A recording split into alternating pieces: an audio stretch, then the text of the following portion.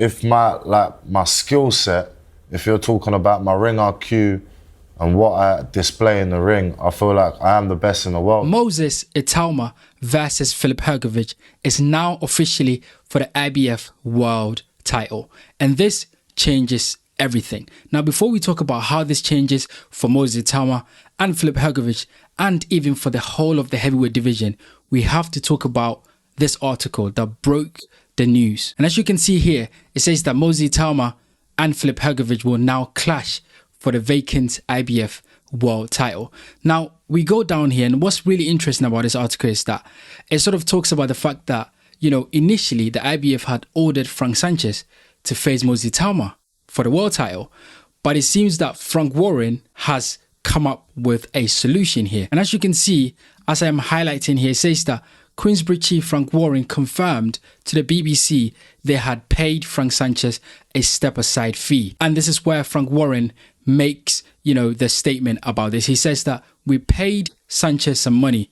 We said, whoever wins the fight, you're not losing out, and you will get the opportunity to fight for the world title against the winner. So look, Frank Warren has done what he always do, which is find a way for his fighters to get a world title opportunity. And this time around, it is Moses Itauma versus Filip Hrgovic that are going to fight for the IBF World Title. Now, for Frank Sanchez, this is a good opportunity. If you're Frank Sanchez, you're sitting there, you're laughing because you will get money, you step aside and you watch Itauma and Filip Hrgovic go ahead, and whoever wins that fight, will fight you, and you're gonna earn twice the money as well. So it's a good opportunity for Frank Sanchez to make sure that he's earning money, but also sitting aside and doing nothing. But of course, this is the moment of truth for both fighters, for Moses Itauma and for Filip Hrgovic. This is it. This is what they've been waiting for. Filip Hrgovic for many years have talked about the fact that he wants a world title fight. Fighting Daniel Dubois, he thought that that would be his chance if he beat Daniel Dubois to then advance to fighting for a world title. But of course, that didn't happen. And then, he talked about this in so many other videos that he wants the world title opportunity. He wants to win a world title. And so now is the opportunity for Filip Hrgovic to show the whole world what he's made of. And of course, he's facing Moses Itauma, someone that has been touted to be the best heavyweight currently, apart from Usyk and the likes of the others in the heavyweight division. So look, this is an opportunity, as I said, for Filip Hrgovic to show all of us that he's the guy, that this is his time to shine.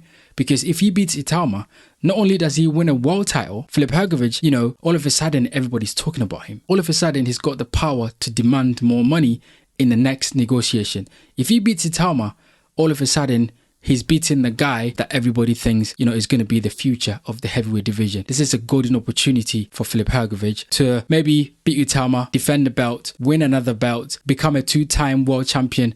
I think it would be really good because that is something that he's always wanted to become. Now, for Moses Itauma, this is even a much bigger opportunity for him, I think, because of his age. I think there's a lot of things riding on the line for Moses Itauma when it comes to this fight, because we know Itauma has always wanted to be the youngest heavyweight champion in the world or in history, and he wasn't able to do that because as it stands, Mike Tyson is the youngest heavyweight champion ever, and Moses Itauma wanted to eclipse that achievement, which he was not able to do. But now he has an opportunity to become one of the youngest at the age of 21. So if he wins this world title, he puts himself in a very good position to become one of the youngest heavyweight world champions ever.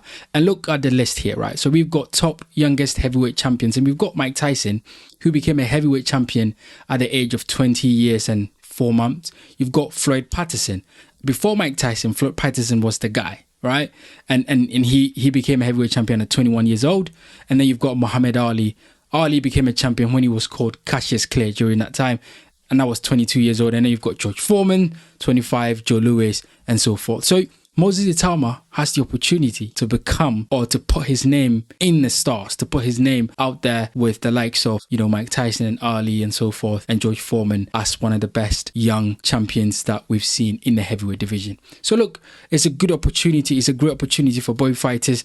And as I said, they have to grab it with both hands. But this changes everything for this fight. Like, this news changes everything, because all of a sudden, Moses Itauma goes into this fight with a bit more motivation. All of a sudden, he's got, a lot of venom in his punches. All of a sudden, he's stepping into the jab really nicely, and we know he's got, good footwork, he's got quick hand speed, and he's going to use all those to his advantage. All of a sudden, Moses Itauma can see his dream becoming reality. And I think he's going to go out there, and put up an incredible performance against Filip Hrgovic, because he knows if he does it, he becomes a world champion.